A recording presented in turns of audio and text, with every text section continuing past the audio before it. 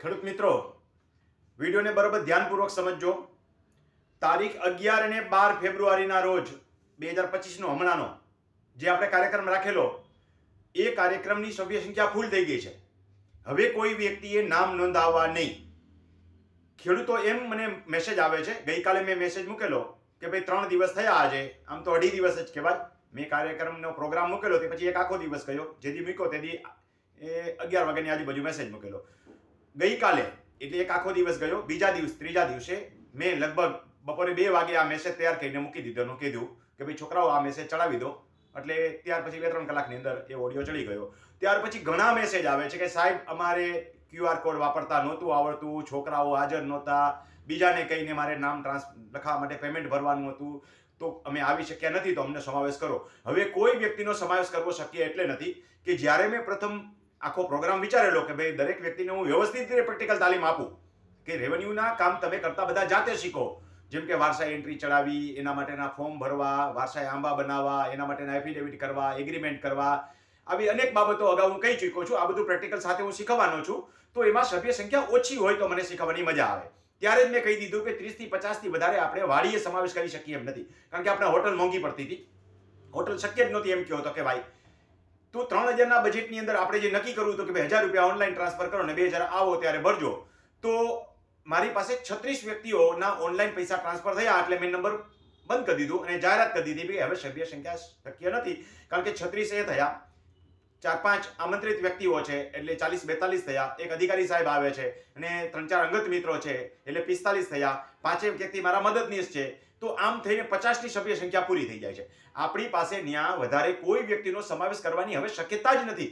માટે જે ખેડૂતો રહી ગયા છે, ભલે પોતે અભણ ઇન સેન્સ કે ભણેલા તો હોવા જ જોઈએ તાલીમ કાર્યક્રમમાં આવવા માટે, પણ આવી નવી ટેકનોલોજી વાપરતા નથી આવડતી, એટલે આવવા ઈચ્છતા હોવા છતાં મારી પાસે 200 વ્યક્તિએ નામ લખાવી દીધેલા કે ભાઈ અમે આવવા માંગીએ છીએ, પણ પૈસા ટ્રાન્સફર કરતી વખતે વહેલો તે પહેલાના ધોરણે આટલા ટ્રાન્સફર થયા એટલે આપણે સભ્ય સંખ્યા બંધ કરી દીધી કે હવે કોઈ પૈસા ટ્રાન્સફર કરશો નહીં.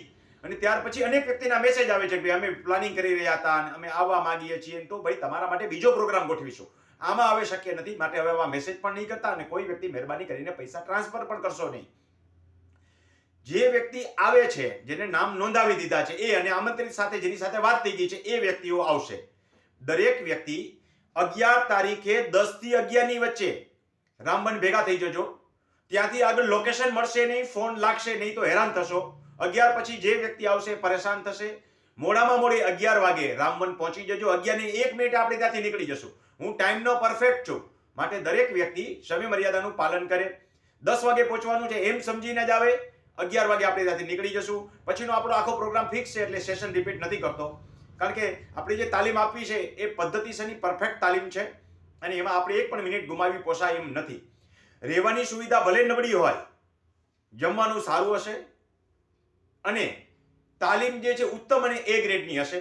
હું તમને ટકોરાબંધ તૈયાર કરીને મોકલીશ, એટલે તમારા કામ તમે રેવન્યુના જાતે કરી શકશો અને કોકની સેવા અને મદદ પણ કરી શકશો.